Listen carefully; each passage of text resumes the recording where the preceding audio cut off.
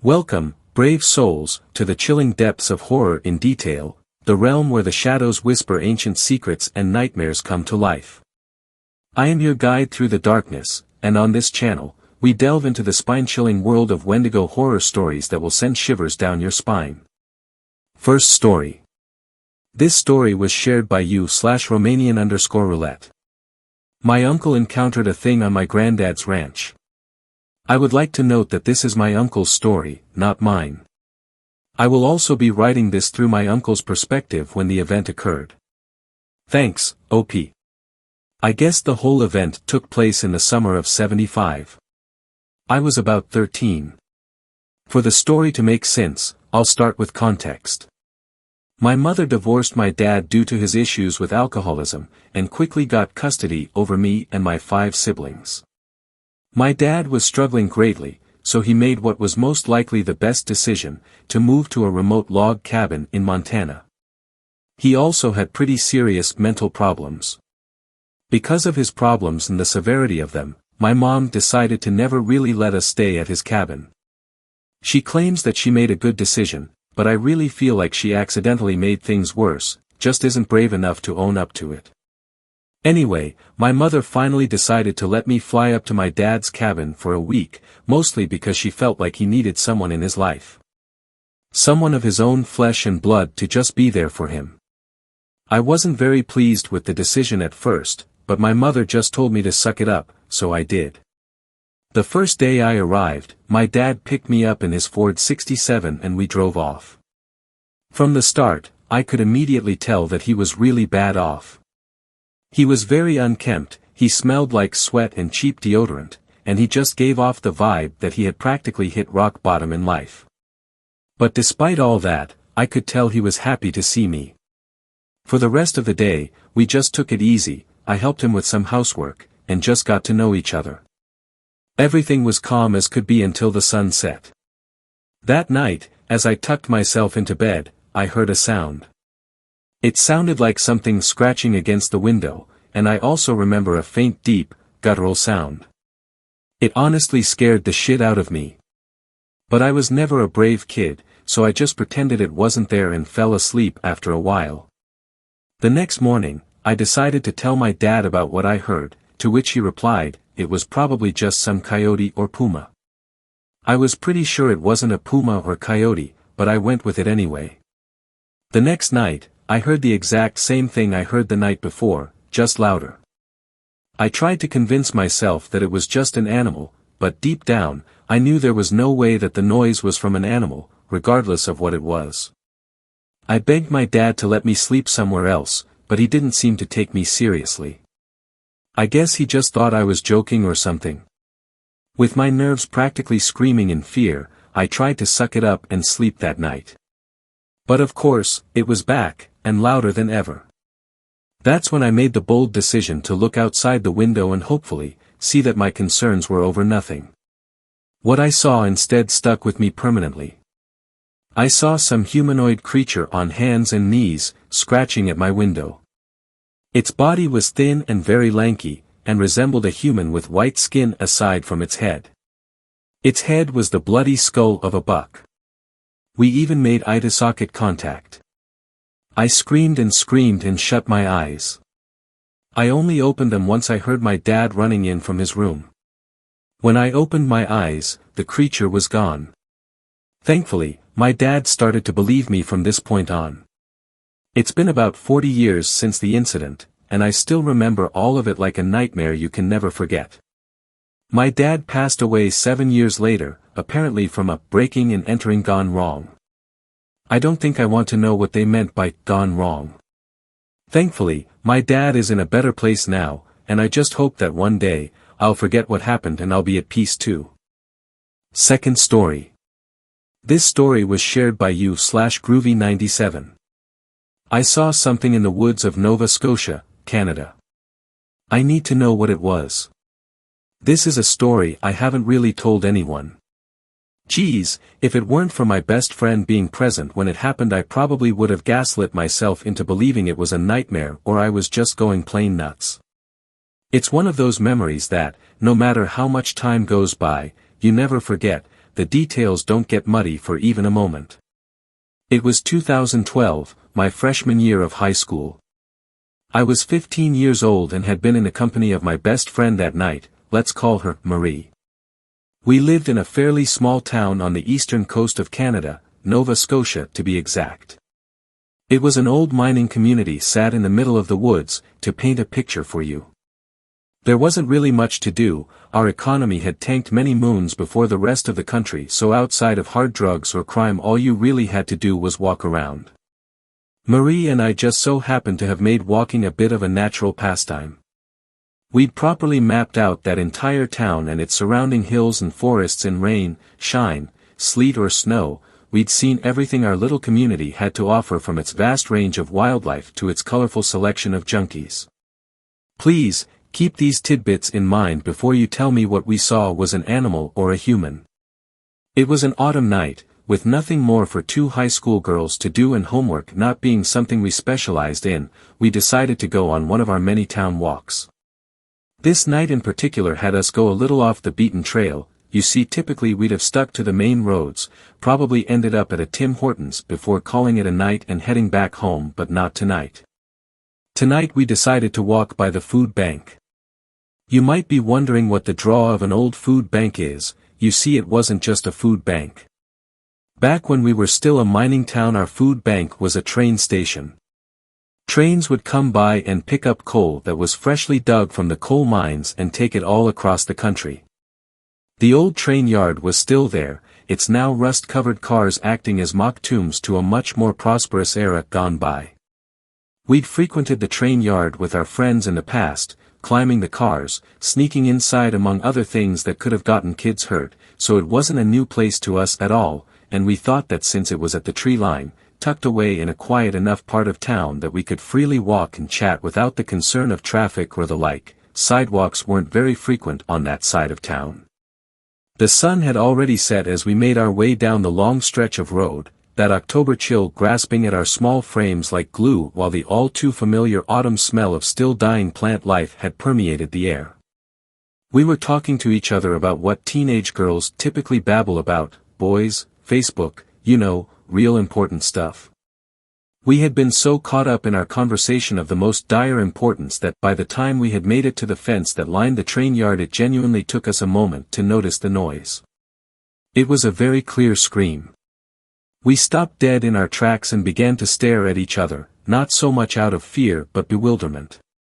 It didn't quite sound like an animal, but it definitely didn't sound human either. I've gotten up close and personal with enough cougars, wolves, and toddlers to know that this screaming we were hearing was caught somewhere in between man and beast.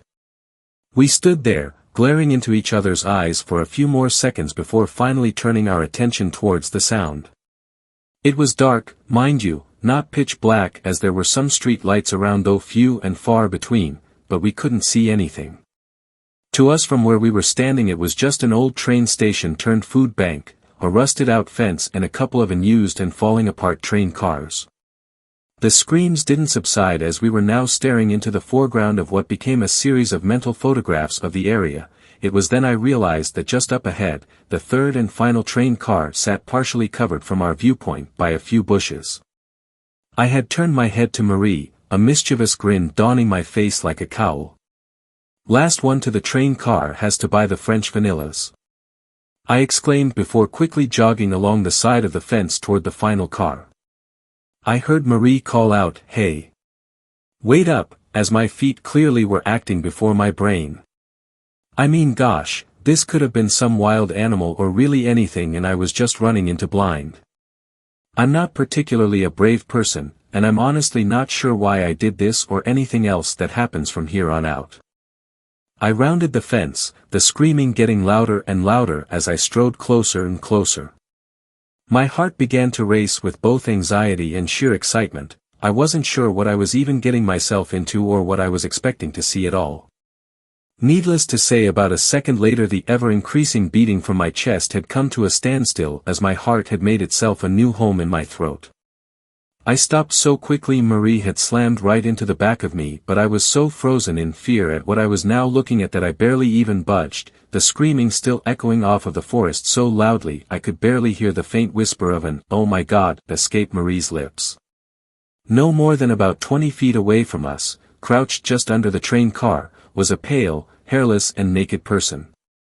It was just sitting there under the front of the car, screaming into the darkness of the autumn night. Each time it screamed its arms would leer forward from under the car, they extended out to an unnatural length almost like two tree branches. We both stood there, frozen in a mixture of fear and confusion. What were they doing? Were they hurt? On drugs? A million questions had begun to race through my head, and one look at Marie's face had told me the same questions were racking her mind as well. We must have stood there just watching in complete awe for what felt like 5 minutes, but realistically it couldn't have been more than a few seconds, maybe a minute at the most. That's when, in my infinite wisdom, I decided to take a few steps closer.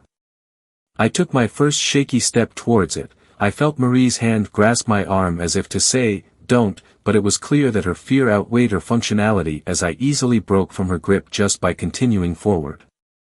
I had closed about 5 or so feet of distance before stopping. I continued to stare at it from my position for another moment before clearing my throat and stammering the words, "Hey, are you okay?" The second I said those words, any thought of this being a person in need of help had flown out the window and dissipated in the cool nighttime air. Almost as if someone had hit stop on a recording, the screaming it had been happy to emit had ceased, and then it was staring at us. You need to understand, it didn't seem to even move its head. It was just 1 second staring forward into the night and the next right back toward us. A faint growl began to seep into the area now from where it was positioned as I took in the details of its face, in which I had become sure it wasn't human. It had a mouth that seemed to take up the width of most of its face, like a thin crack in a slab of concrete. Its eyes were small but almost glowed in through the darkness with the most piercing yellow I have ever seen. After it had taken its time to mimic our staring back at us, its crack-like mouth had almost cartoonishly curled into a smiling man-like grin, its lips parting to reveal its long, jagged and razor-like teeth. The beast and I continued locked into this war of attrition, though it was admittedly clearly more confident in being the dominant one in the exchange of looks. It broke the stare down after another moment, bringing its long, twiggy arms up from under the train car.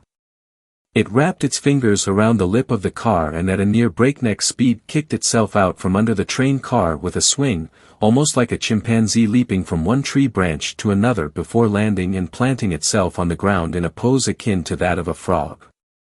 It continued to its gaze, which now had begun to feel as though I was being sized up. My whole body had been shaking at what was akin to Mach 5. I tried to avert my eyes, look anywhere else, as it felt like any moment I would pass out in sheer terror, but I was drawn in. It felt almost like it had me in some sort of trance. I watched as it slowly began to stand, unfurling itself from the position it was in. It just seemed to get taller and taller until what I was looking at was at its full stance.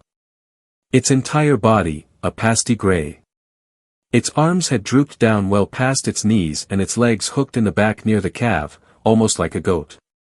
The words "I'm not religious in the slightest," though I was raised Catholic in my younger years, and the only words I could think to muster were, "Hail Mary, full of grace," as I began to pray and stared down what I was sure was my end. The creature then leered itself forward, throwing its arms back as its jaw unhinged itself from its skull and dropped down to about its collarbones as it let out one final shriek, the noise embedding itself in my brain and making sure not to ever leave, to forever haunt my nightmares along with the image. I closed my eyes so tight my head began to hurt. I could feel tears streaming down my cheeks with my lips pierced close so tightly that not even a breath could escape them, and then nothing. Silence. Deafening silence. Was it over? That quickly? Was I dead? I slowly opened one eye, peeking out. I saw it, a final look. It had retaken its crouching position, giving us its final glance as well before it turned its back to us. An encounter that had felt like it lasted hours had then swiftly ended in that of a few mere seconds as the creature leapt from its position to the tree line, and then one final leap into the woods. Just like that, it had vanished. I had almost all but forgotten Marie was there until the softness of her voice had brought me back to earth with a "Kenzie. What the fuck was?" I turned to her, her skin had gone sheet white and her eyes were red with tears. My legs had finally given out from the sheer exhaustion of it all as I had fallen to my knees, Marie quickly running over and catching me in an embrace as we silently wept. I'm not sure too much of what happened after that, it's all a blur really. I told some people at first, but they were quick to laugh me off as a liar or that I was simply being over-imaginative, with Marie moving away about a year later and my only witness having gone, that didn't help my credibility. It's been 10 years since then. I no longer live in Nova Scotia and actually live in the same town as my best Marie again. We still bring this up to each other every now and again but refrain from telling most anyone else out of fear of being labeled crazy. My last words I'd like to say are pretty blunt. If you live in Nova Scotia, Canada, please be careful. There is something living in the woods and it is not human. Third story. This story was shared by you/Fisherman Tales. The Man in the Woods. The cabin was small and hidden deep within the woods, far from any road. It had a wood shingle exterior, one door, one curtained window, and a metal stovepipe sticking out from the roof. Along the side was a rack of logs and a stump with an axe stuck in it. On the other side was a line for hanging clothes. Think it's abandoned? I whispered. Justin shook his head. Nature ain't taken it yet.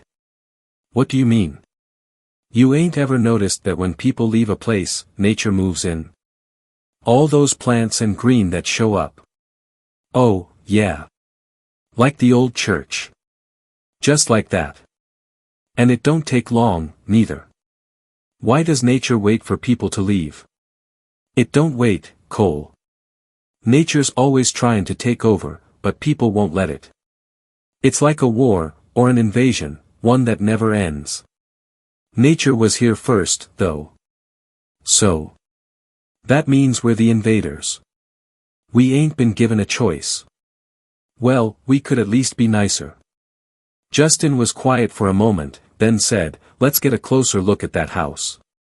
We crept through crunching leaves, stopping every few steps to listen, then continued forward until we reached the side of the house. What if they have a gun? I asked. Everyone has a gun out here. Yeah, but what if they use it on us? We're just kids. They ain't gonna shoot a couple of kids. People have killed kids before. You worry too much. If they pull a gun on us, we'll run. Ain't nobody faster than us. We ain't faster than bullets.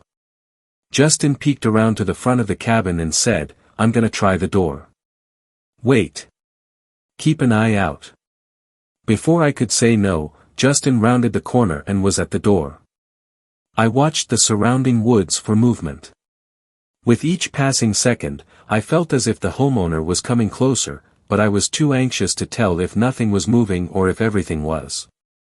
It was as if some invisible force were charging toward us. Cole, Justin whispered, startling me. He was peeking around the corner, waving me over. It's unlocked.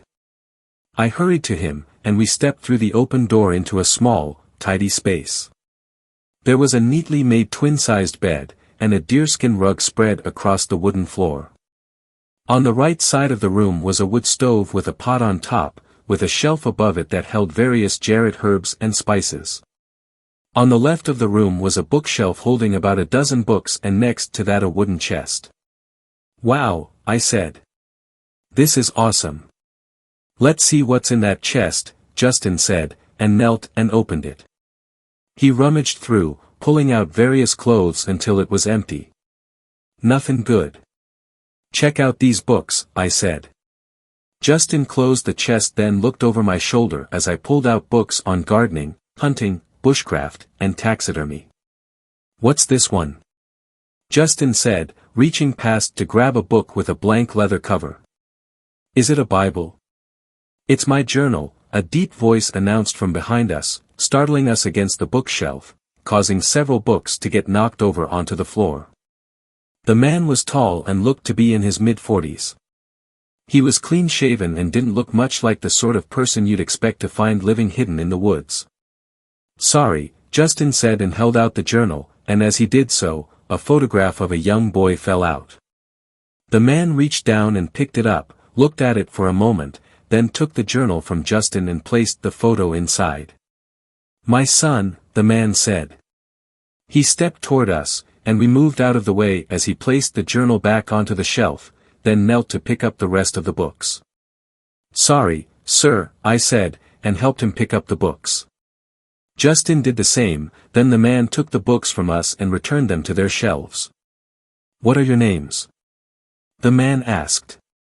We introduced ourselves, and he told us his name was Henry, then asked, "Is this the first time you've seen my cabin?"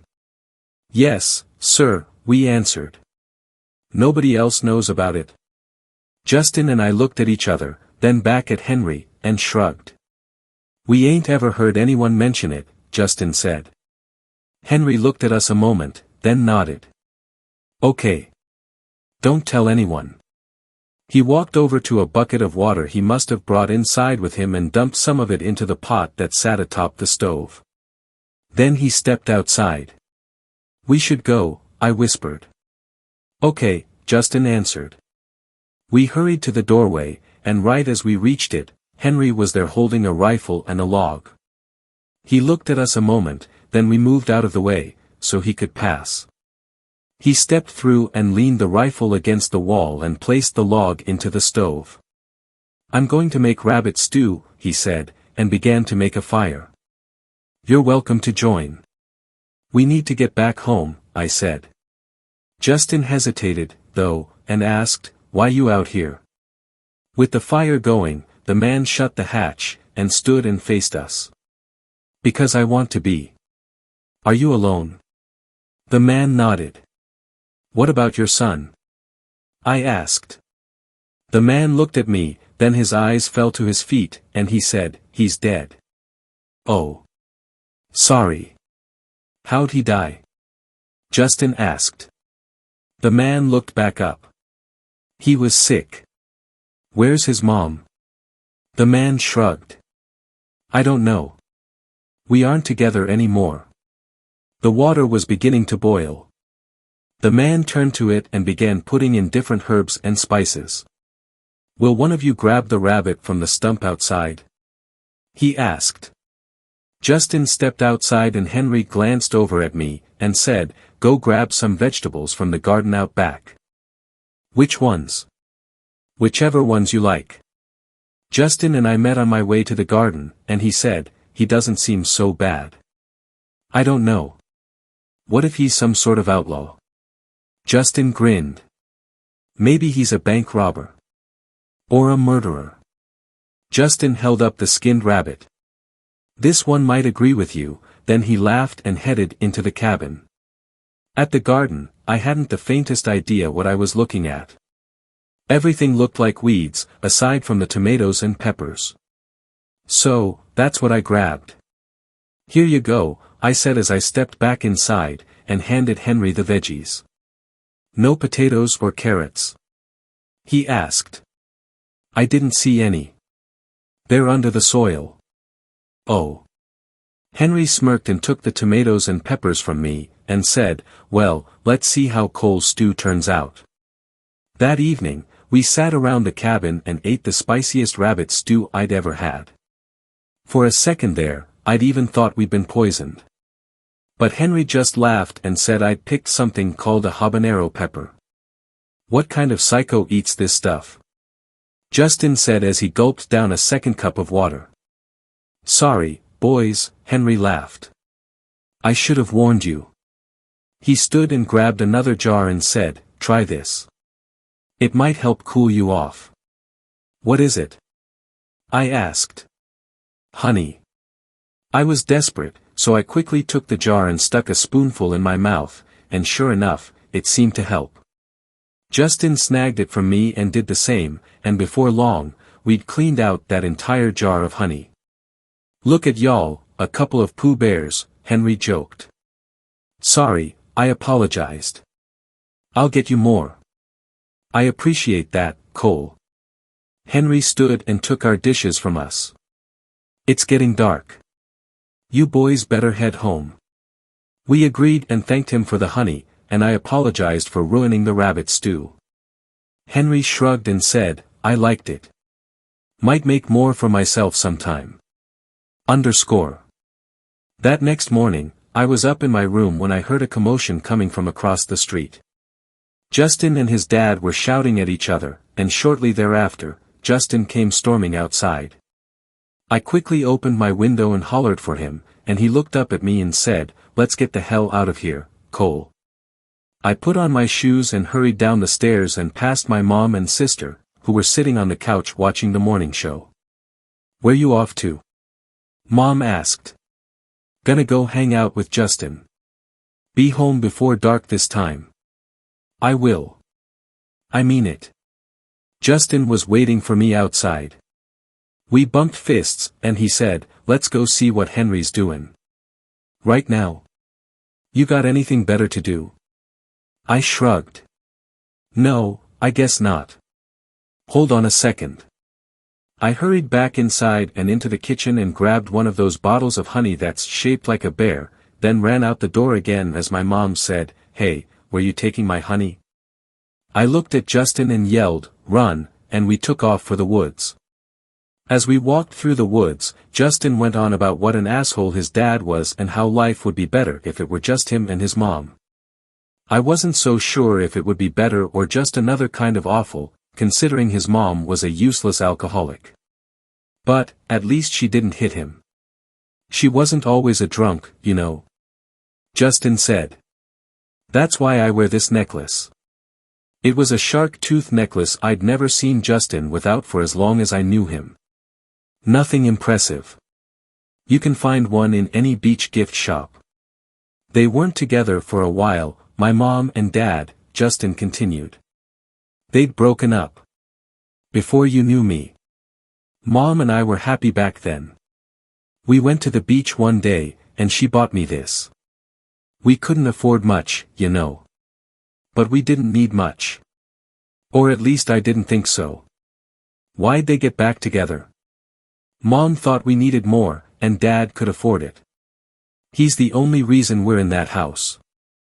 I guess that ain't all bad. We wouldn't be friends if you weren't in that house.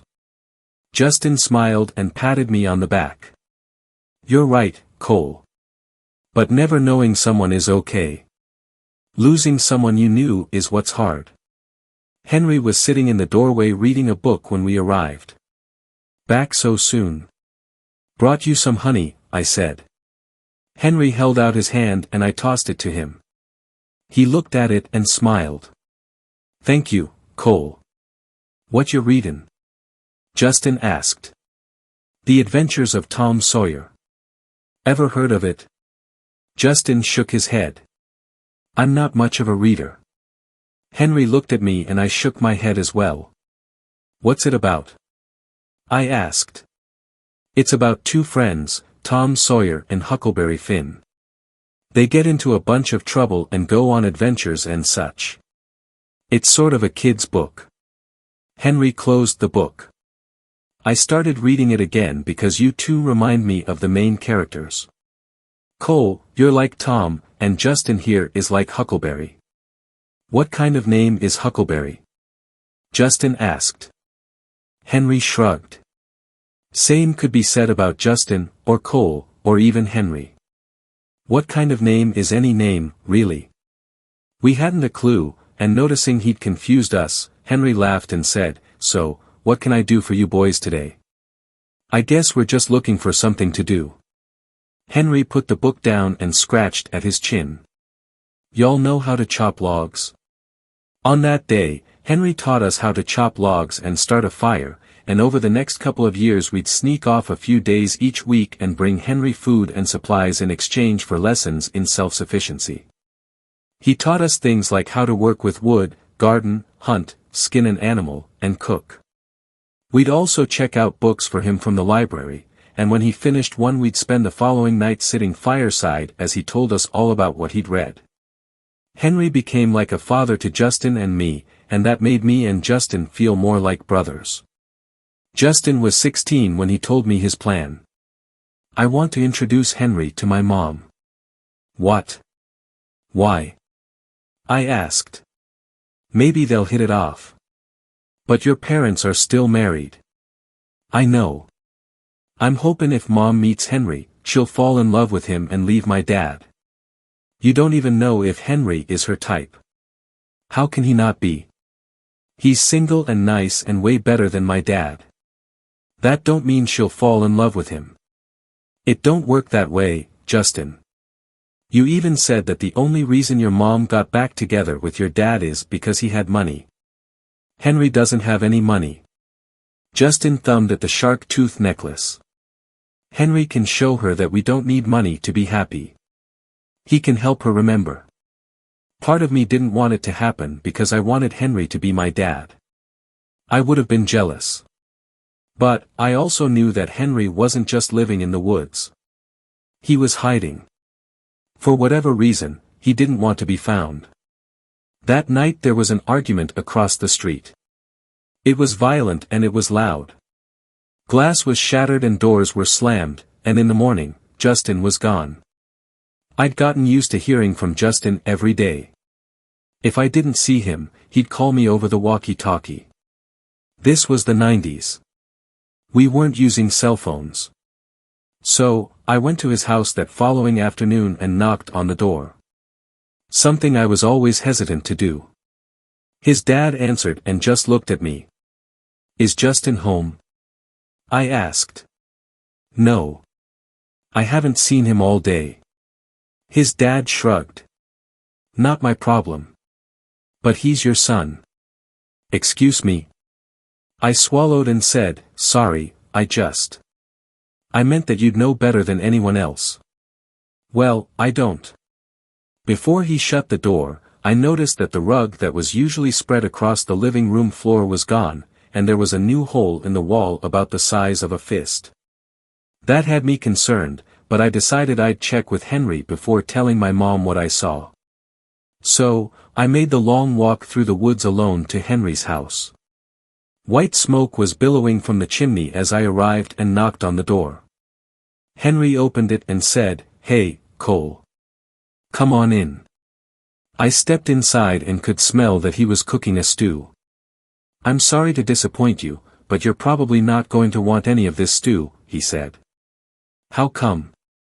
He lifted the pot off the stove and showed me.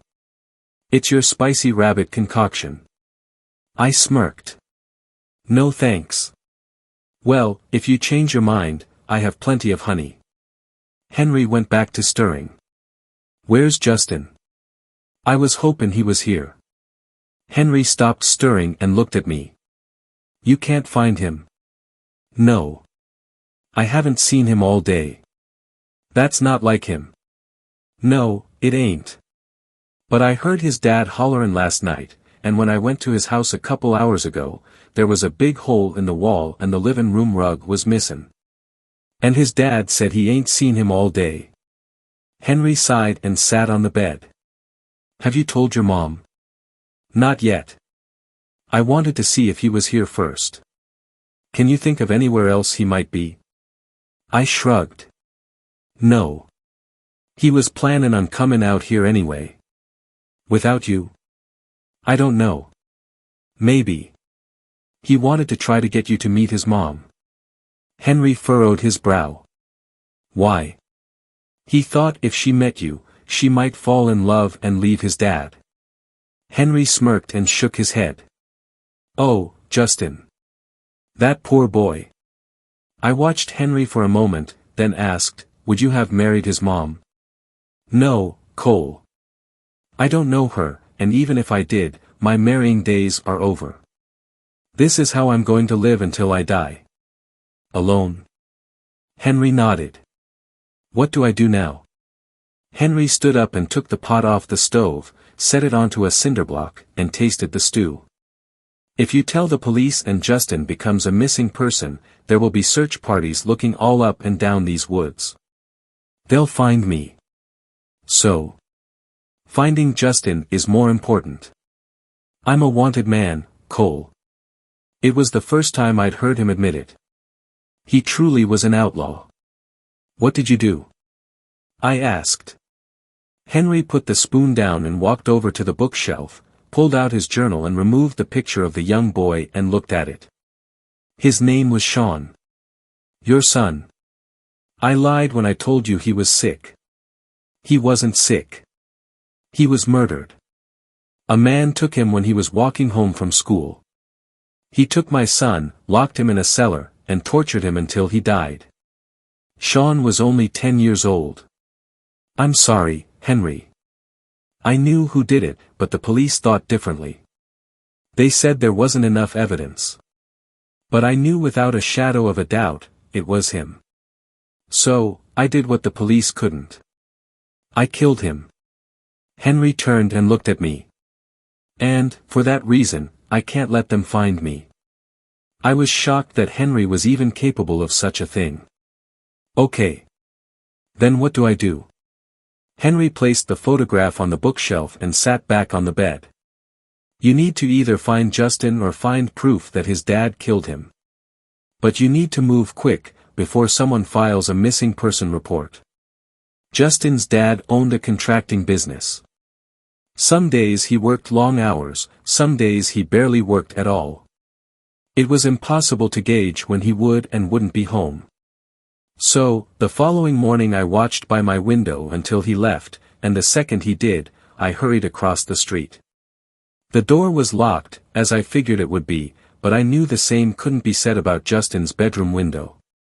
There'd been plenty of times when Justin snuck out that window in the middle of the night and, likewise, I'd also snuck in a handful of times. The latch was broken. It was easy. I entered as quiet and careful as I could, and looked around Justin's room for any clues. It was messier than I remembered, and the door had been knocked off its hinges. But what stood out most to me was that his mattress was missing. Nothing else seemed out of place. I stepped into the hall and crept carefully toward the living room, keeping an eye out for Justin's mom as I went.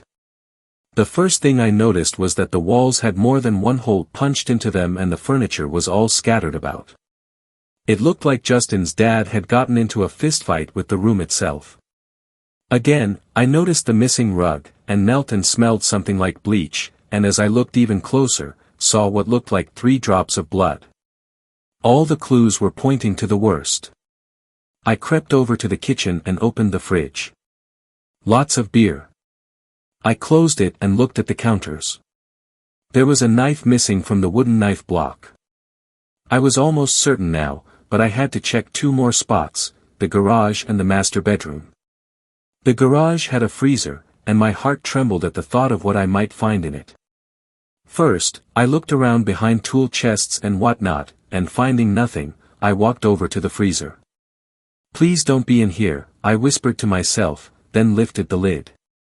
There wasn't anything inside but deer meat and ice cream. I sighed with relief. Then, all of a sudden, the garage door began to open.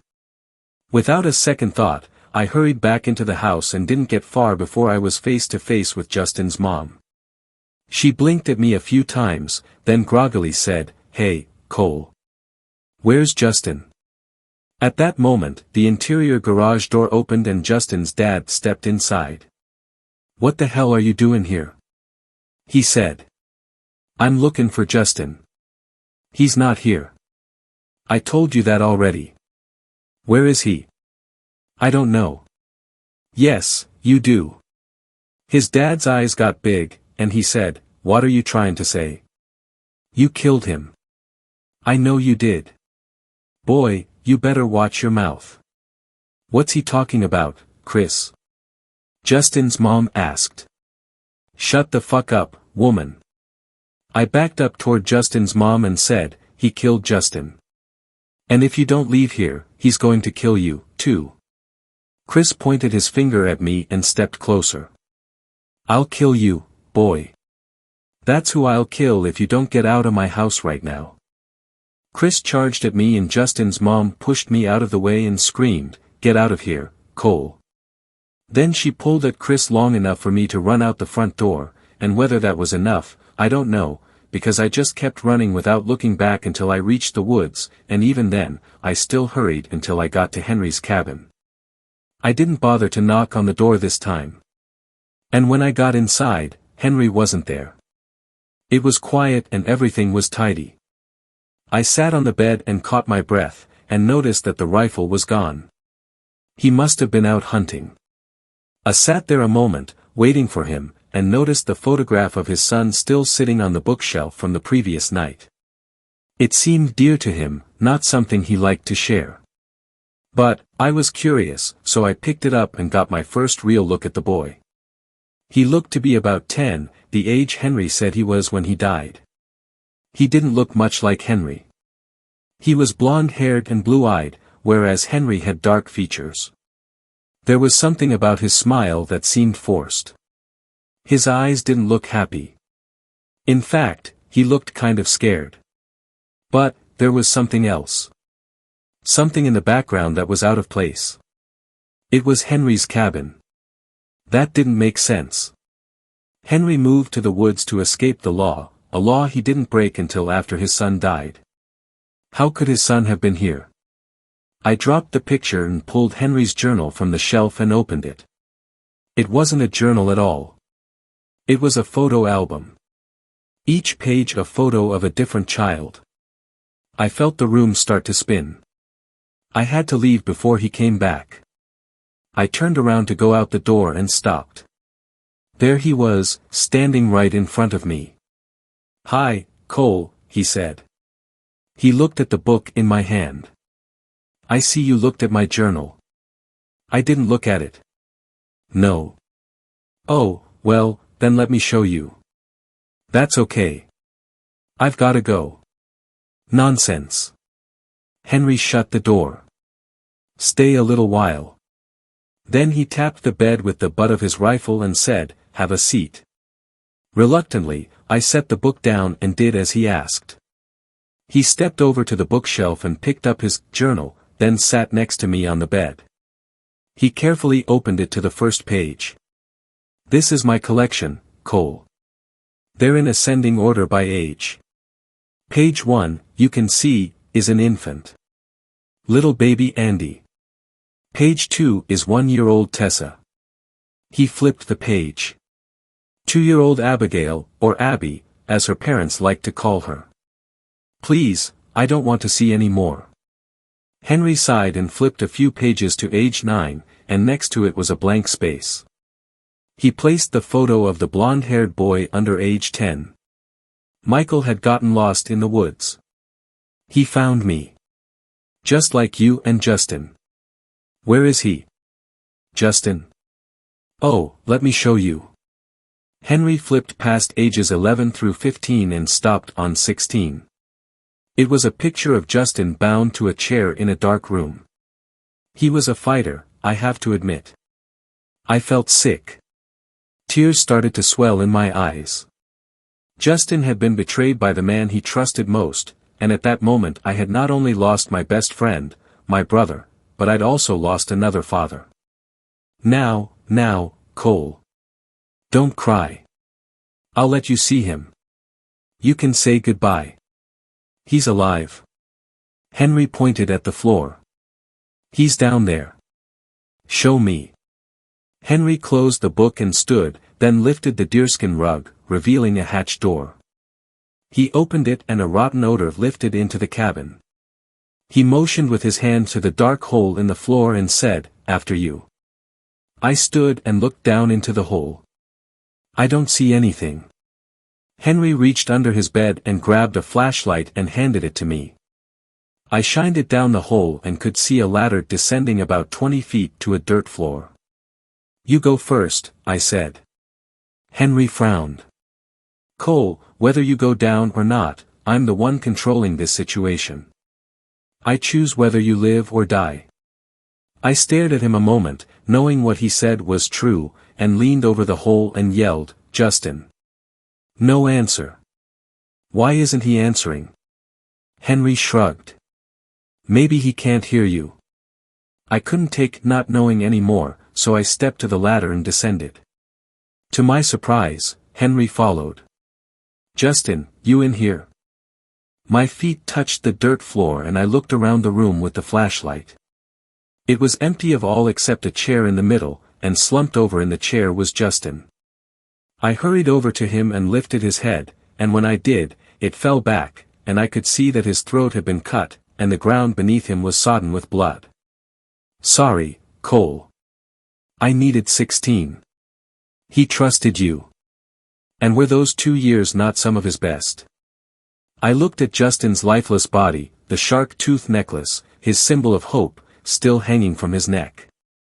Are you going to kill me next? Well, I already have a 14. Henry opened the journal and took out the picture and looked at it for a moment. Then he tore it in half and said, but it looks like I need a new one. He dropped the journal and rushed toward me, and right before he reached me, I yanked the necklace from Justin's neck and stabbed the shark tooth straight into Henry's eye. Fuck! He cried, covering his face, blood seeping between his fingers. I sprinted past him and up the ladder, and before I got to the top, he grabbed a hold of my ankle. I kicked several times and managed to connect with his bloodied face, knocking him to the ground, then I heaved myself up from the hole, slammed the hatch shut and piled everything I could on top of it. I watched for a moment as he tried and failed to push through, then I grabbed his rifle and took off for my house. The cabin was so far back in the woods that the police asked me to take them to it. My mom went with me, and around noon, we reached it. We stayed back as the police moved forward with guns drawn. But, as they entered the cabin, I could see that the hatch was now open. They never found Henry. He left behind everything except his journal. I recently went back to the old neighborhood. Most of the houses have been sitting empty for over 20 years. I suppose people weren't comfortable with the idea that Henry might still be in those woods. And, now that everyone is gone, nature has moved into all of their homes. All except for one. Justin's dad stayed. But, not his mom. On the day of Justin's funeral, I gave her a gift. A necklace. One which reminded her of a happier time. In the woods is a spot where the cabin once stood. In its place a cross memorializing where so many children lost their lives. Nobody knows for sure how many children died there. At least 6, as that's how many bodies were found buried in various spots around the cabin. Around the cross are several mementos placed there by loved ones, a toy car, a girl's hair ribbon, a teddy bear. But, on the day I visited, I found something that sent a chill down my spine. A copy of The Adventures of Tom Sawyer. Inside was a handwritten message, which read, "See you soon, 38. Tomorrow will be my 38th birthday." Fourth story. This story was shared by you/comprehensive N6058. I saw something terrifying while hiking in rural Appalachia. For context, I am a professional wilderness explorer. Since I was young, my passion had been geared towards the wilderness. I have hiked on rough terrain in many countries. I know the wilderness like it was my own precious child. I research what specific wildlife lives in the area before I go hiking, so I know what to be prepared for. That's what makes this ordeal even more terrifying. One day, while browsing through a travel site for West Virginia, I saw a pop-up for a specific mountain trail. Again, nothing seemed out of the ordinary while researching, and it really seemed like the ideal hiking spot, leading up to a beautiful view showing a gorgeous blue lake. When researching the trail, it was mentioned that the area was very isolated, with the nearest town being 123 miles away. It seemed very enticing. Of course, it had to normal flora and fauna of the region, and it didn't seem odd. It did mention not to disturb the wildlife and to watch where you step because of many false footholds that would break away and cause you to fall down the cliffside. Overall, it's just the normal mountain trail. I spent about a month preparing for this trip. I made sure to contact everyone I knew so they would know where I was in case I went missing. I then drove there and started my hike. Once I got there, I relished at the beauty of it all. The start of the trail had a view of many peaks staring down at you, and I thought to myself how the view looked like giant gods, towering over the world. I then started on the trail. At first, everything was fine. It was your typical mountain trail. I made sure I took a break every 15 minutes or so I didn't overwork myself and have to call quits. It was around my 5th break that things started to seem off. The birds had stopped singing, and I couldn't hear the chattering of insects. I didn't even hear the wind blowing through the trees. It was as if everything had vanished. After about 5 minutes, I started on the hike again. I was a little nervous and on edge, though, because I was the loudest thing there. It felt wrong, as though I was being watched, stared down by some malevolent force, playing with me. I continued, until around break number 20. I stopped, getting out my bottle of water, as I had done multiple times before. But as I was putting the bottle to my lips, I realized something was off. I heard twigs snapping, about 10 feet behind me. I threw my water bottle down and turned around to see what I heard. I can't describe exactly what I saw. That is a bit too difficult. The creature I saw was vaguely humanoid, bipedal, with pale, paste-like skin. Its face, though, was certainly not. It had eyes that I can only describe as being too big to fit its face. Its face, though small, still surrounded the eyes, but I swear its eyes were too big. The creature's mouth was indescribable, but I think the closest I could use for you to picture it would be to say that it was somewhere in between a human and a dog mouth, with 5 layers of knife-like teeth. Its hands were freakishly large, about the size of my arm, with long skinny fingers to match. About the rest of it, I can't really describe. It was a sort of blur, almost hard to see. That's all I remember about its lower half. I stood still, staring at the thing. It hadn't noticed me yet, but it wouldn't be long before it did. It was then that I started to sneeze, and then the creature really noticed me. It turned its head around, but instead of attacking me, it spoke. "Onigie," it said, in a deep guttural voice. "I don't understand," I said, confused, startled by its speaking. It looked at me, pushed its head forward, as if to say, "Leave." I then started to run, leaving in fear. I made sure it didn't follow, and I ran till I got to my cat. I recently tried to do research, but I haven't found anything on it. But what I do know is that it spoke in Cherokee. It told me to leave. I have researched the region and have seen that many people have come up missing there. I now think about the human-like sorrow in that creature's eyes, and I think I know why it wanted me to leave. 5th story. This story was shared by you/Phoenix_flies. I witnessed a horrific ritual in the woods. A stone circle sits in the ancient oak woods behind my house. A dozen large rocks, positioned in a pattern that could be no accident. One is carved into a sort of throne. One sits upon 2 others to form an arch, echoing the formations at Stonehenge, a mere hour's drive away. I used to play there with my older brother, until he was tragically taken from us. Perhaps too young to fully comprehend his loss, I returned to the stone circle daily, playing with my imaginary friend in his stead. Doghead was the name I gave him, inspired by a rather obvious feature my young imagination had conjured up. In my mind's eye, he had the energy and affection of a puppy, and he was as close a companion as a lonely young boy could ever hope for. We used to play for hours, safe in the knowledge that home was the only house for miles.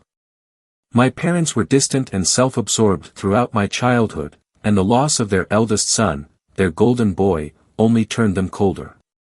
They were whisked away to join him by a devastating car accident when I was 19. The house, the surrounding land, and the stone circle in the woods, it was suddenly all mine. It was finally as empty as it had always felt. Those first few years were strange. I had been relatively self-sufficient for as long as I could remember, so my day-to-day life changed little after they died. I worked the same job, writing copy for websites and magazines from home. I ate the same food, groceries delivered weekly. It took a long time to get used to living without their influence, without their perpetual misery. As time went by, I became more comfortable in my own skin. I left behind the cowering, appeasing child. I shrugged off the expectations and the aura of constant disappointment. I started learning who I was, and I grew to like it. And I forgot about the stone circle in the woods behind the house. The forest itself is sparse. Each wizened oak tree stands at a respectful distance from the others, as if honoring some ancient acorn pact. Their high canopies dominate the sky, permitting precious little sunlight to filter through their leaves. Below, the prime soil was claimed by their web of roots long ago, leaving few resources for competing flora. The only bushes daring enough to challenge the monopoly of these giants are holly and gorse, their sharp leaves offering refuge to songbirds and scavengers alike. Sparse though these woods are, they are far from lifeless. At night, however, the woods don a deathly disguise. Save for the eerie breeze shuffle of the leafy canopy, an unnatural stillness hangs between the trunks like a thick fog. The distance between each oak lends a feeling of being exposed to all directions, carrying light further than might be expected, which is how I was first enticed by the glimmers I saw from my bathroom window. Half asleep and wishing to be fully so, I had neglected to turn on the bathroom light. If I had so much as flipped that switch, the subtle flickering outside would have gone unnoticed, the horrors of the night now seared into my mind would have gone without witness, and I would soon have fallen asleep safe and untroubled. Instead, I slapped myself awake and threw together a dark outfit, pocketing a torch. In an instant I was 12 years old again, preparing for an imaginary stealth mission, sneaking out under the cover of darkness, taking care not to step on even a single twig, partly in commitment to the scene, and partly from fear of the retribution from my parents should I be caught. Both then and now, the fear mixed with excitement to produce the most irresistible cocktail, and I crept into the woods without hesitation. I advanced steadily as my eyes adjusted to the gloom. Every step was measured, every motion a calculated risk. Roots could be trip hazards. The snap of dry branches could give me away. A dirt hole from badger or fox habitation could spell a sprained ankle or worse. I kept my breathing deep and steady, preparing to run at a moment's notice. Peering around trunks as I pressed into the woods, I followed the light while keeping to the shadows. As it drew me on, I realized it must originate from more than a single source. I pictured a forest fire, but there was no smell of smoke, no crackle of caught bark. A bizarre sound made me stop dead, pressing my back against the nearest tree. It was deep, guttural, and reminded me of videos I'd seen of Mongolian throat singing. The low vocal rumble rolled through the forest, several voices combined into a loud and stirring chord which I felt take a firm hold of my ribcage. As suddenly as it had begun, it stopped.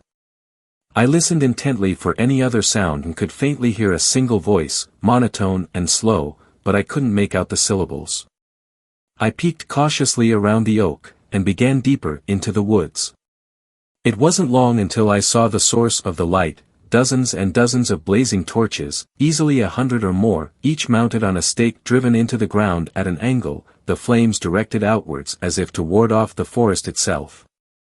The torches formed a wide circle in a clearing, within which stood a host of robed figures, heads lowered. Each crimson robe was uniformly embellished with gold borders and detailing, mirroring the flames that danced around them. I saw the torches first, then the people. Then I saw the stones, and my breath caught in my throat.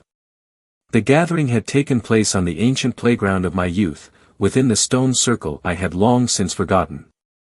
Far from respectful occupiers, however, 4 of these cloaked intruders were painting symbols and sigils onto the bare, pure rocks, a bucket of red in one hand and a paintbrush in the other.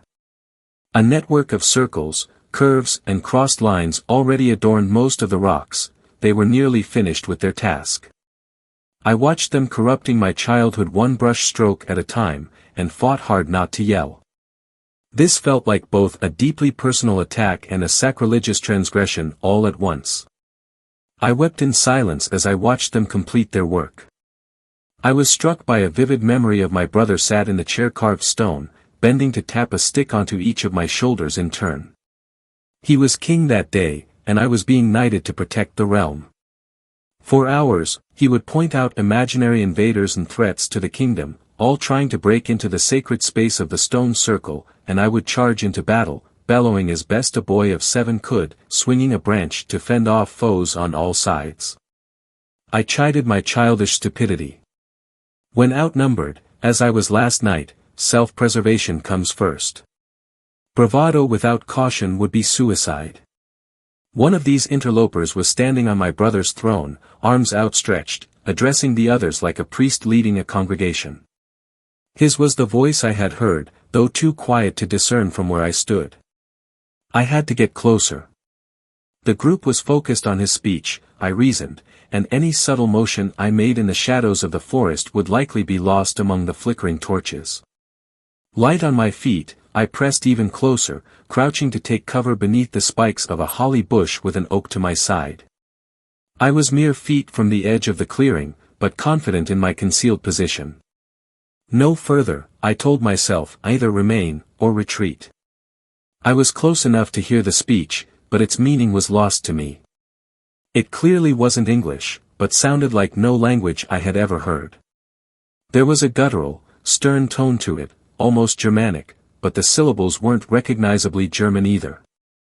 Percussive sounds punctuated the phrases, sometimes a click, sometimes a hacking noise like the speaker was clearing his throat. The structure of the speech was alien to me, and although I couldn't hope to comprehend its meaning, I was enraptured. It felt as if he was speaking from beyond himself, from somewhere far older than any tongues remembered or recorded, channeling verses written before writing. The crowd was similarly captivated, hanging from his every utterance. All except the 4 painters, and one man in the middle. This man, I saw, was unrobed. Rather, he was naked and kneeling, his wrists bound behind his back, eyes wide with impassioned pleading as the priest figure continued. His head was shaking back and forth, as if to deny every utterance of the speech. The scene put me in mind of a trial, perhaps for some pagan or shamanic cult. I know little of such beliefs and values, having led such an insular life, so I had no real frame of reference, but the whole display felt sinister and sickened me. It came again, the sound which had shocked me earlier, that low, rumbling chord, now revealed to originate from the throats of the entire congregation acting as one, triggered by something the throned figure had said. He sliced a hand through the air and the tone ceased immediately. Another hand gesture and it began afresh, a slice and it stopped. This on and off routine repeated, its conductor picking up the pace steadily from labored to frenzied. The bound man was clearly terrified, his pleading eyes darting from figure to figure, each swept up in this guttural chanting crescendo. Dark red streaks painted his face, from his eyes down to his chin. With a final swipe of the priest's arm, the group fell silent. A beckon of his hand, and 2 of the hooded flock hauled the bound man to his feet, dragging him towards the stone chair.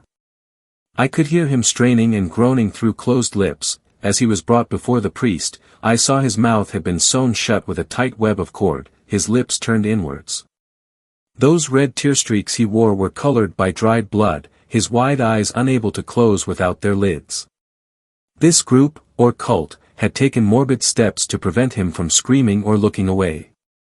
The leader of the ceremony drew a short dagger, holding it skywards, flames glinting off the blade. The man protested as best he could, but was flanked and held in place by taller, stronger figures.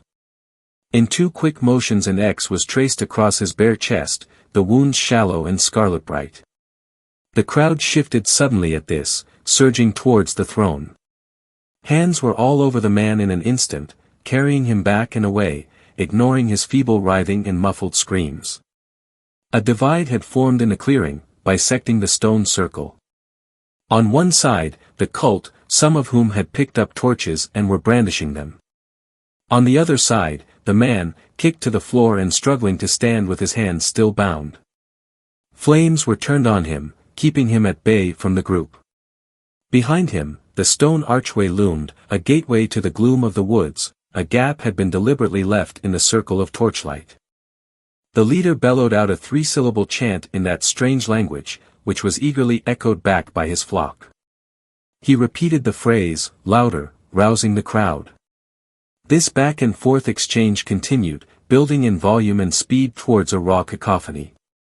When there was scarce a pause between call and response, the priest handed the reins to chaos, the clamor of the crowd drowning the forest in a tide of sound. Feet were stomping, arms were waved. Frenzied dances broke out. One member of the congregation passed out.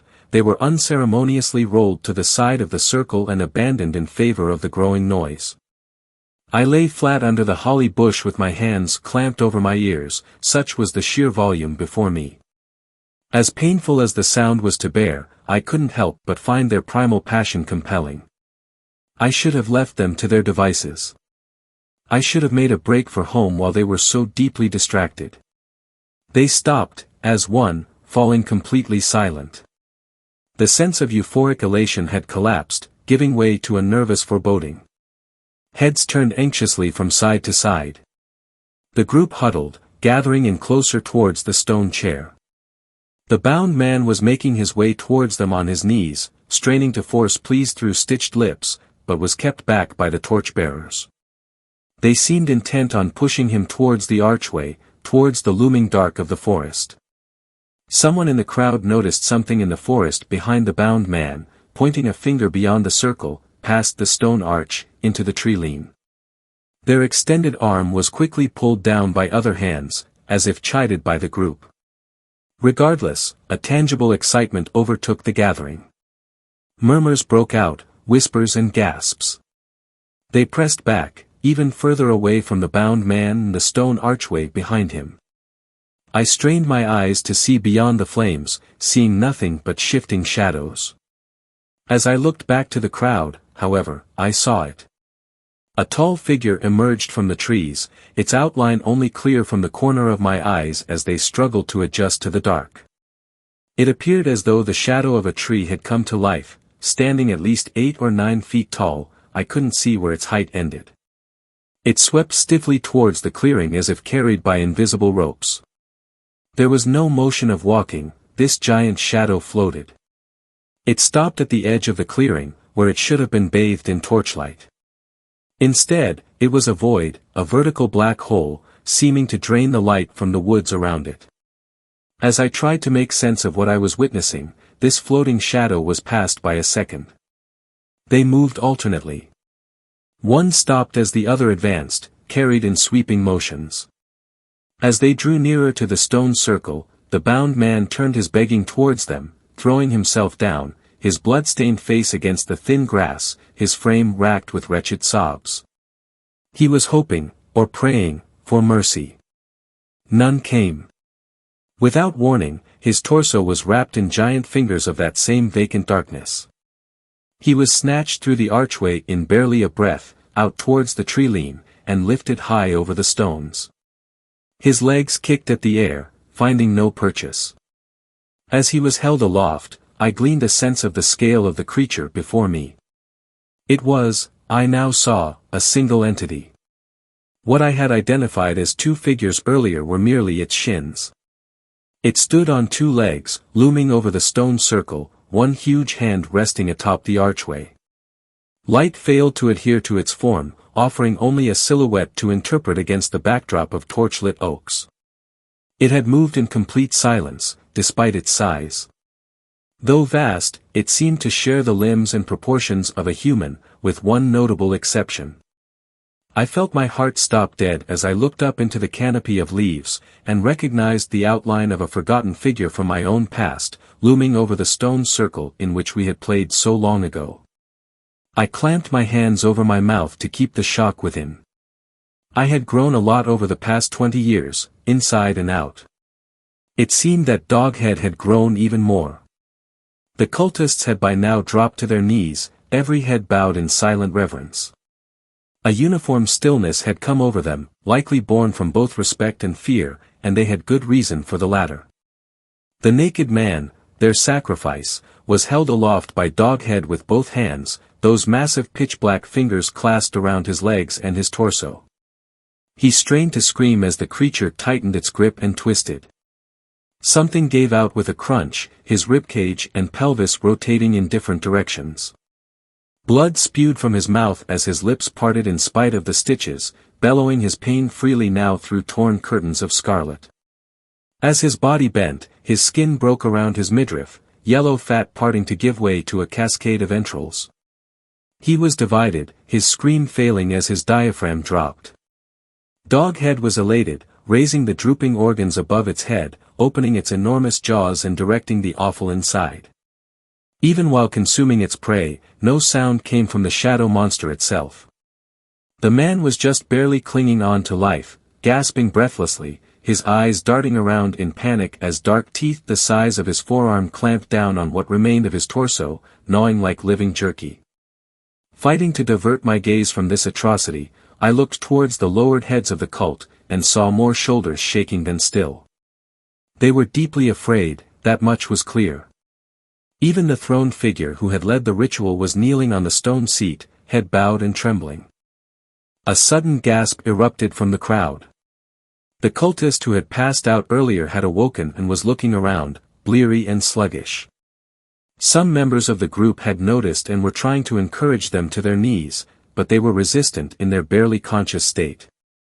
Doghead dropped its snack, staring fiercely as this poor fool staggered to their feet. The creature's eyes were previously indistinguishable from the great canine shadow of its head, but now they shone a piercing white, small and blazing. This accidental indignity from the dazed cultist had changed something in Doghead. Swiftly but silently it swept an arm towards the ground, extinguishing a dozen of the protective torches around the stone circle with a single motion. There was a brief moment of profound quiet, as those gathered seemed to process what had just happened. The quenched torches breathed the last of their smoke. A second of foreboding stillness hung heavy in the night air, and then, pandemonium. The crowd fell about themselves, shrieking in terror, scrambling over one another in all directions, eschewing reverence for pure panic.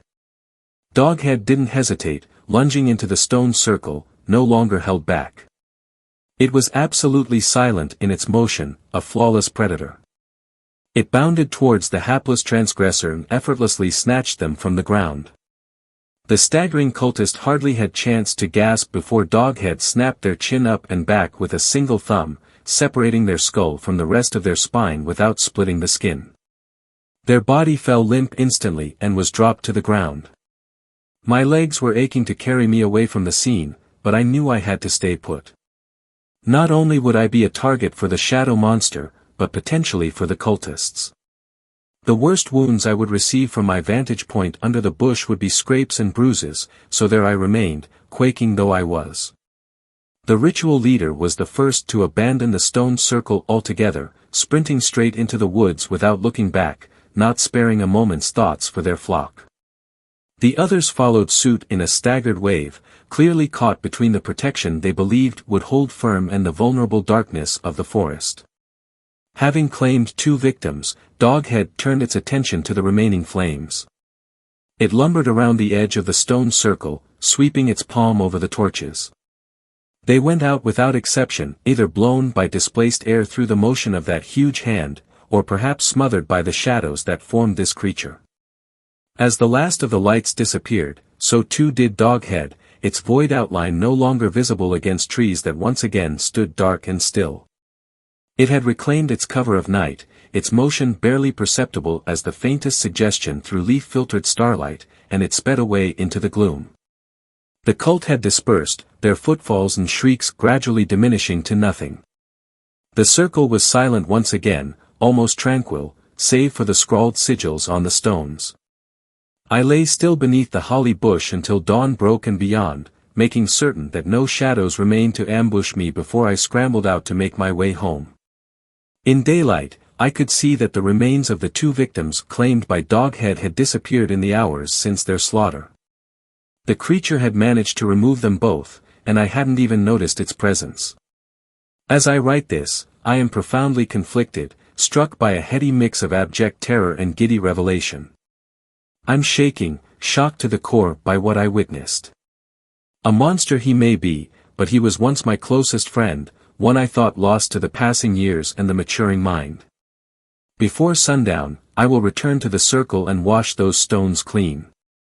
It feels disrespectful to leave them so sullied and stained. After all, for better or for worse, I am no longer alone. Sixth story. This story was shared by you/Ain Meg. The Night Watcher. I am a 28-year-old female, and this is an incident that happened to me last week. I live in a small town, small enough for the map to not even display it. I was always an insomniac and stayed awake till 4 in the morning. Every night at around 2 a.m., I could hear a rustling sound of footsteps in my backyard.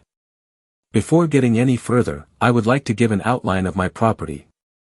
It's a long plot with half of the area covered with big trees and the front half has the building that we live in.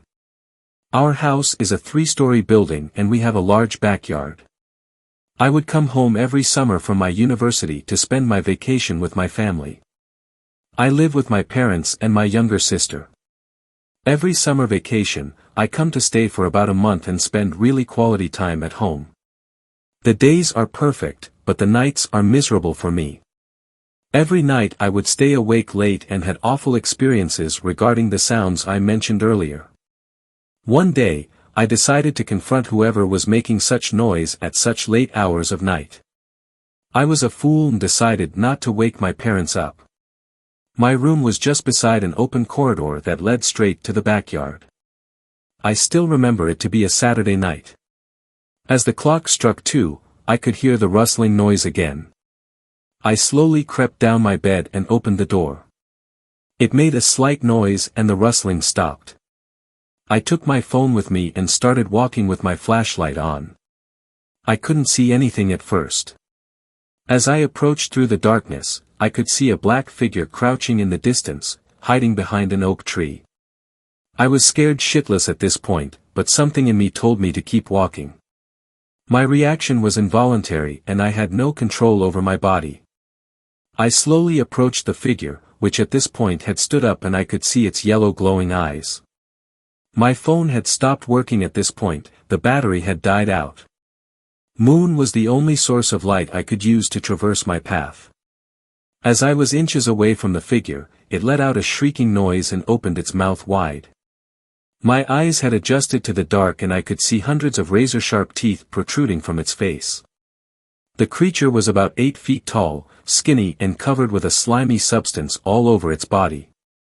I was frozen with fear and couldn't move my feet. The creature slowly inched close towards me. It started to make a low growl and a weird hissing noise. It was only inches from my face at this point and I could smell its rotting breath. The creature said in a raspy voice, "Fresh flesh." I immediately came back to my senses, turned back and started running towards my room. It was fast and as I was about to enter my room, it blocked my way. "I am the Night Watcher," it rasped. I started sobbing at this point. "I want you," it said. I was petrified and just stood there motionless. The creature then jumped over me and bit a chunk from my hand. I was so scared that my voice had died out in my throat. It started to tear off flesh from my legs. I was deeply in pain and slowly, I fainted. I was awoken next morning by my mother. I saw around me and I could understand that I was laying in a hospital bed. The doctor said that I was attacked by an animal and that I had to stay there for about a week. My parents were standing beside me and my mother was in tears. My arms and legs were wrapped in bandages and I couldn't move, as I was in great pain. Today I am writing this post from the hospital. My scars are healing fast and my eyes are turning yellow. My skin is changing texture and has taken a greasy yellow form. The doctors think I have jaundice. I am afraid to go home and mostly afraid that I'm turning into the next Night Watcher. I hope this post finds someone who knows what I am going through and can help me reverse this transformation. Seventh story. This story was shared by you/Ilavimicat. Sinister beings in the Oklahoma forests. I'm so excited to see Mom. My daughter exclaimed. I know you are, honey. Come on now, get in the car. To give you all a little backstory, my name is Michael. My wife divorced me 2 years ago due to me having a crippling drug addiction. Over the course of these 2 years, I became a better person. I stopped taking drugs and hanging out with my old pals, all in the hopes that my wife will come back to me one day. That day never came. One day, I got a call from my ex saying that my daughter missed me and really wanted to see me. After all, you can't keep a child from seeing their own father. I drove 4 hours to Springfield to pick her up and went back home. She stayed with me for 2 weeks. We went to the arcade, the movies, her favorite restaurant, and I even bought her a few dolls here and there. Anyways, the 2 weeks pass by quickly, and it's time to take her back to her mother. You sure you got everything you need, sweetie? This'll be a long drive. Yes, Dad. Can we go now? Of course we can. I started my car and began driving. I lived in Oklahoma City, and my ex lived in Springfield, Missouri. It's a 4-hour-long drive that involves going through the Oklahoma Ancient Forest, which is where we encountered them. Hey Dad, look a. Buzz buzz buzz buzz. Oh hey, your mother is calling. I picked up the phone and accepted the call. Hi. Hello, Michael. So how's Haley? Did she have fun? Yeah, she's alright. We went to movies, the arcade, I even bought her some new toys. Can I talk to her? Haley, here, your mother wants to talk to you. Hi sweetie, did you have F? Dad, watch out. Brakes squealing bang. Hello. Hello. Haley. Michael. We crashed the car, I passed out. The last thing I heard was my ex's worried voice over the phone. I woke up in my house, I was arguing with Samantha. Please Michael. Please. Go to rehab Michael. You have to stop, please. You have to stop for the sake of our little Haley. Please listen to me. I can't. I tried. Then I can't be with you, Michael, I want a divorce. No Samantha, baby, please. I'm trying. Dad. Dad. Dad, wake up. Dad. What happened? We crashed into an elk, Dad. Oh my God. Oh God. Haley. Haley, are you hurt, sweetie? Only a little. Is the elk still alive? Yes, Dad. I think it's hurt. I grabbed my pistol out of the glove box and got out of the car. I saw the elk, covered in blood and barely breathing. Poor thing. Oh, you poor, dumb animal. Haley, close your eyes. Bang. Dad. Why did you shoot it? To put it out of its misery. I moved the elk out of the road and got back in the car. I pressed the gas pedal, but the car didn't move. You gotta be kidding me. I went out of the car and popped the hood open. The engine seemed okay. As I was opening the car door, I heard tree branches rustling and something rapidly approaching me. Fearing for the worst, I turned around and aimed my pistol in the direction of the sound with my finger on the trigger. Suddenly, the noise stopped. I sighed a sigh of relief. Maybe it was just a wild animal. Amidst all the chaos, I didn't seem to notice that Haley didn't make a noise. As all that happened, I turned around to find a broken windshield, and Haley nowhere to be found. Haley. Haley, where are you, sweetie? Haley. I took a flashlight and an extra round of ammunition out of the glove box. I put the magazine in my pocket, turned on the flashlight and began frantically looking for my daughter. Eventually, I saw the beam from my flashlight hit something. Haley. I said in a distraught voice. Haley, is that you? I got no response. I decided to keep on walking to whatever the thing was until its appearance became more clear as I approached. It was a girl all right, but not Haley. She looked much older, maybe 15 or 16. She was wearing a dirty white hospital gown, and her flesh seemed to be rotting. When I got close enough to clearly see the side of her head, I knew that there was no way in hell that thing was human. I slowly turned around and tried to walk back, but it was too late. It let out an ear-piercing demonic screech that I cannot describe. As I heard it rapidly approaching me, I knew that running was no good. I aimed my gun and fired half the mag at it until it finally collapsed. Thoughts started rushing through my brain. Did these things take Haley? What if they killed her? She's probably shivering out of fear right now. As my brain was processing what just happened, I heard a loud scream coming from the forest. Aha! Haley! Oh my God, that's Haley! I ran as fast as I could in that direction. I ignored the pentagrams and Wendigo skulls hung up on the trees and kept on running towards the direction of the noise, pistol in hand. Suddenly, the fog cleared, the light of the midnight moon shined through the forest. The joy I felt was soon replaced by dread as I saw strange beings around me. There were at least 5 of them. One seemed to look like a Wendigo, the other had the body of a horse and the torso of a human. The only thing I could say about the third one was that he had a tall, slender humanoid body, wore a maroon hoodie with a black cape and carried a strange object in his hand. The fourth one was a fat humanoid figure. In his hand was a rotting, half-eaten corpse of a cat. The fifth one was an old woman. She was tall. Very tall, she wore a black dress and had black paint under her eyes. As I stood in the middle of those creatures, I knew I was hopeless. There's no way the 10 bullets I had left would take out those hideous things. I blinked and saw them all standing not 5 inches away from me. I started shivering, thinking about how gruesome my death will be. They all started chanting something in some sort of language I could not describe.